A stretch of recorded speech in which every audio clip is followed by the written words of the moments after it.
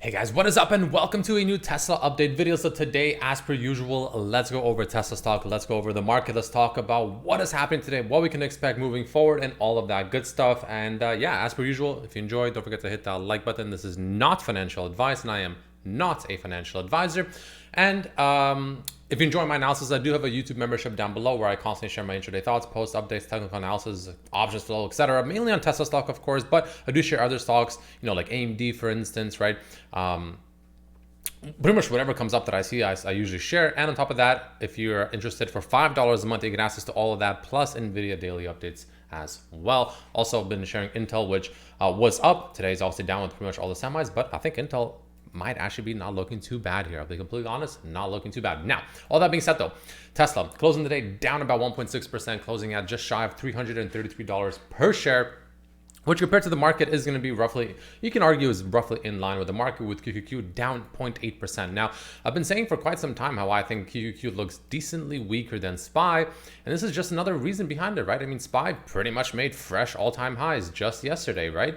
It even closed at the highest point it ever closed. Now, granted, today we obviously are selling some of that off, but SPY looking pretty good. QQQ still not looking as good, and today it's also down more than double what SPY is. So, again, I'm not a huge QQQ still looks weak in my opinion, and is testing this massive trend line from this morning too. So I have to say QQQ still looks a little bit mediocre to me compared to SPY, which can potentially spill over into tech. We'll see though. We'll see. But moving specifically into Tesla, I mean, Tesla doesn't always move, in correlation to the market.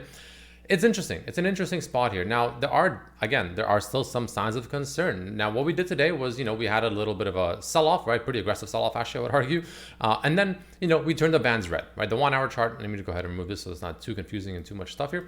But, we essentially turned both of the bands red. Right now, we're on the 1 hour, we are bearish. We are bearish. We're below all the bands. We are pretty much what looks to be a bear flag setting up right here pretty nicely, right? If I go like this.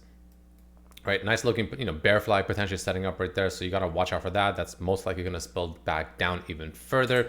But I do think that once this bear flag plays out, we could get a short-term pop back up. That's kind of my current projection and my current estimation if I had to guess. But again, we are bearish. On the 1 hour, we're closing below, the bands, right? The bands are both red. That's not what you want to be seeing. And, again, like I said many times, after this false breakout, that's, in my opinion, not very good. That's kind of bearish in my opinion, right? And we're obviously seeing that follow through right here, right now. So it would take some patience, in my opinion, to, wait for this small little bear flag to play out as well. And also, I mean, ideally wait for the bands to turn back to red. But if you're someone that likes the bottom pick, in my opinion, I think if it comes back down somewhere around here, that could be a potential. But, again, you're playing for short term. In my opinion, this is just short term bottom picks and short term plays. For instance, if you bring out the bands, right?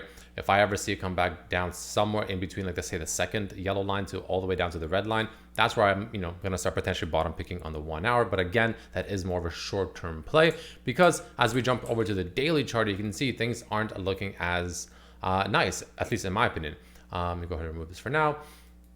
And the reason is pretty simple, right? The reason is not that difficult, right? Because, like I said, ever since this uptrend began pretty much, post-election rally, post-Trump rally, which feels like it was so long ago, but it was actually not that long ago. Tesla has been having this phenomenal rally and it's been holding and showing decent strength. But the most important thing, like I said, is the fact that I don't know why it's so squiggly when I move up like this.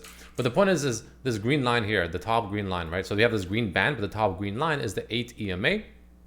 And you can see every time, the whole time we've been in this rally, we've been holding the 8 EMA, right? I've been saying that for quite some time, and we have been, right? Found support on it twice here, but we never closed below it. And then, the past 3 days, you can argue the fact that, we found support right at it and closed above it still. But today, not only do we close back down below these levels here, two things that's not good about, one of which being the fact that, we closed below the 8 EMA now, right? We're closing below for the first time since this post-Trump rally has begun. To me, that does show a bit of weakness in overall bullish sentiment and bullish momentum. That is weakening, in my opinion, of course. Now, this could potentially change, of course. But as it stands right now, that's all we have to work with. And again, if I see a stock that is on a massive rally like this, that starts closing below the 21 EMA, I would instantly assume that the next stop is most likely back down to or below the 8 EMA. The next stop is the 21 EMA, which is going to be somewhere around the 315-ish range. 315 to 310, somewhere around there is the next stop in my opinion, which would be somewhere here, which again, line up with that 1 hour I just mentioned on the oversold territories. Actually lines up pretty well, right? Pretty much right around here. So that's kind of my main projection right now. Short term, I think that's where we're most likely headed. I think we can potentially find a bounce from there, probably curl our way back up a little bit. Obviously, once we find that bottom, or at least where I think the bottom is, we'll start getting the Fibonacci's out and start measuring that Fibonacci retracement level back up to how far it could potentially go before, unfortunately, I honestly think there's still more downside ahead, but it really comes down to if we lose the 21 EMA as well. For instance, if, and I mean, not if, now that we lost the 8 EMA and we come down to 21, if we lose the 21 as well, then simply put, I believe we will most likely make our way back down to somewhere around where this market bias sits, which is also still that target I've been talking about for, what is this line here? I think it's, it's the 50 EMA, right? Which is where the 50 EMA sits, which is where the market bias sits, right? Which is all pretty much sitting around the 280s, mid to low 280s as of today. That'll slowly increase, of course, but we'll just say around the mid 280s for now, which again is also going to be that Fibonacci retracement level I've been talking about for quite some time, which also sits around that 618 level, around that 280s, mid 280s range. That to me is the part where, again, has been for a while and will continue to be so. Again, the whole time we've been trading up here, I've been talking about this level. I'm not saying for sure we'll go there. Nothing is guaranteed. Nobody knows. But if I see you do go there, that's where I'm going to be okay. Now I'm excited to go a little bit heavier, right? Everything up here, I haven't been trading Tesla too much, admittedly, but anything up here to me, it's just short-term scalping, short-term trading, like 1 hour time frame type trading. And that's about it. It's too frothy up here. I'll be completely honest, for my liking personally, it is a little bit too frothy, but that's just my opinion. Now, that's the bearish case. That's just assuming we also lose the 21 EMA. What if we don't lose the 21 EMA? What if we do come down to the 21 EMA, but we hold? What if we hold? That's a possibility, right? That is a possibility we should talk about. Well, there is still one more bullish pattern setting up, and that's, of course, assuming we hold it, which is going to be essentially a potential massive bull flag that can look something like this, where we have a nice little potential sideways action, maybe come back down here one more time, which is what I'm expecting right now. And as long as that holds, and as long as we hold the 21 EMA and also do not break this low back here, which is around about $310 per share, as long as that general $5-ish range holds, there's a damn good chance that, we are actually still setting up a bullish pattern, which could be this nice, massive bull flag, and then we can potentially rally from there. Now, obviously, this can easily fall apart and we make our way down even lower and begin that correction to the 285s.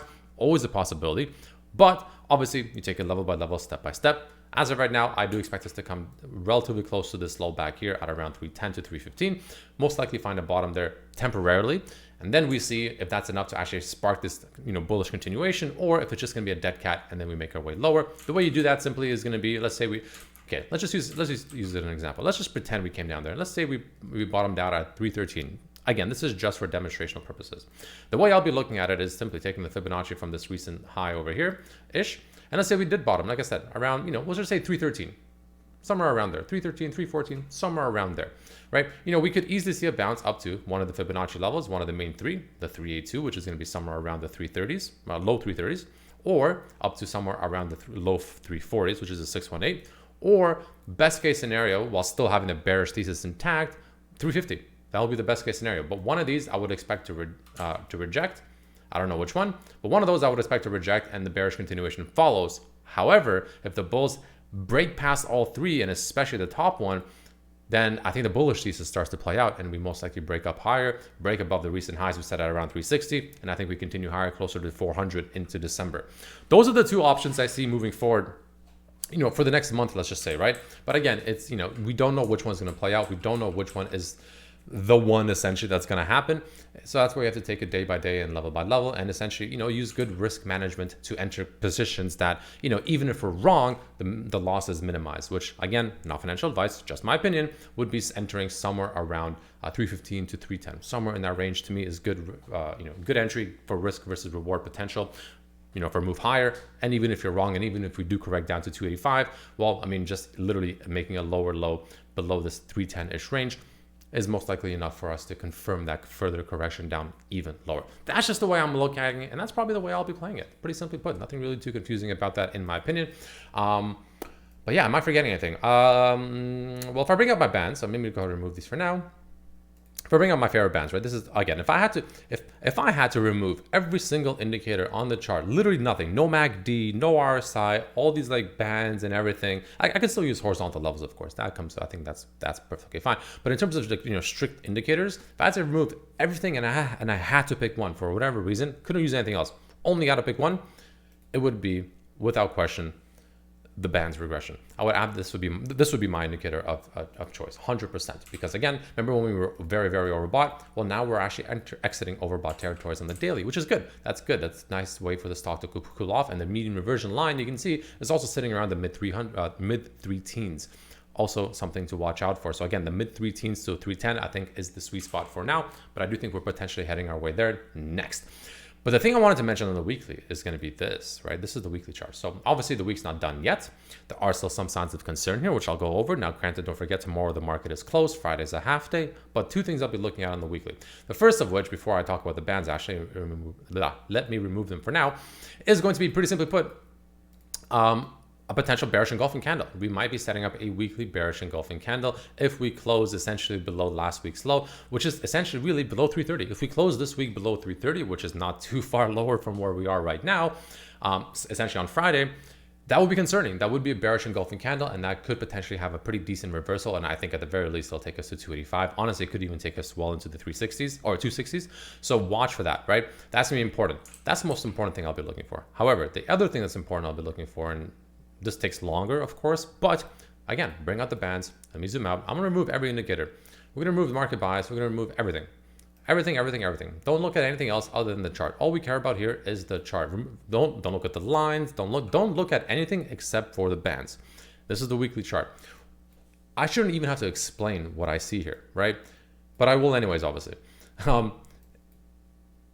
You ping pong up and down between the bands, right? For instance, let's just go all the way back here. Let's just really get a nice zoom out. Now, obviously Tesla was massive squeezing up here, but the point is the fact that it got into very overbought territories. And even then it went sideways, and that was a sideways correction, went back to the mean reversion line. And then of course, it's still bullish, squeezed up even higher, obviously very, very overbought. And what did it do? Went back to the mean reversion line. And in fact, that actually went into oversold territory slightly, found a bounce, went higher into overbought again. Obviously another squeeze. And then what did it do? Back into oversold, back into overbought, oversold, slightly overbought, very oversold, slightly overbought, mean reversion, slightly overbought, mean reversion, slightly oversold, mean reversion, oversold, oversold, mean reversion, overbought, mean reversion, overbought, mean reversion, overbought. What do you notice from this though? What do you notice from this, right? The point I'm trying to make here is the fact that every single time has been either extremely oversold on the weekly or even slightly oversold on the weekly. After obviously some time, it doesn't happen overnight. It went up to the opposite side roughly, or at the very least to the white line, the mean reversion line, every single time. And where are we right now? Like, where are we right now? Just strictly off of history. Just this is just the way it's happened every single time. Why will this time be different? This is why I find it hard to be ultra bullish up here, despite, there were some bullish situations happening and occurring in technical, patterns, if you will. But it's hard for me to look at this kind of chart, look at how the stock has historically performed, and just be one of the people shouting for 400. Like, it feels incorrect. Now, is it impossible? Absolutely not. It's not impossible, of course. Anything is possible with a stock like Tesla, of course. But just strictly off of history, strictly off of risk versus reward, it's hard to look at it up here and think that, yeah, you know what? I think we'll just go straight up to 400, because it would just defy logic for the most part, which again, if there's a stock that can do it, it is technically Tesla. Like, maybe we just do what we did back here. There's always that possibility. I'm not, completely discrediting that or removing that option. There's always that option, but it's all about risk versus reward. Like, if you went around and bought only stocks that were pretty much right up here on every single weekly time frame, on every single chart that you can possibly find, you'd probably not be doing very good for yourself, right? You would most likely not be doing very well for yourself for the most part, because you're buying at very overheated, elevated levels, very euphoric levels, essentially. And that's kind of where we still are according to the weekly. And that's kind of my biggest problem. That's my biggest gripe, that I'm not, the biggest fan of right now, right? That's kind of holding me back from being ultra bullish. As much as I want to be ultra bullish on the stock, just this alone is enough for me to just dial it back a bit and, have a little bit more of level head about it. You know, hopefully that makes sense. But yeah, I don't want to drag this video out for too much longer. So let's very quickly take a look at options flow. Options flow on Tesla is probably a little bit mixed. Yeah, it's a little bit mixed. You can see bulls and bears definitely battling it out. Nothing really to write home about. 1.6 million put did come in for January of next year. But all in all, nothing too crazy. I think I saw, yeah, some nice calls came in over here, but those are, leaps. Actually, 2 calls came in for December, which I think was at the bottom of the day. Yeah, it was at the bottom of the day. So for all we know, that those profits have been taken.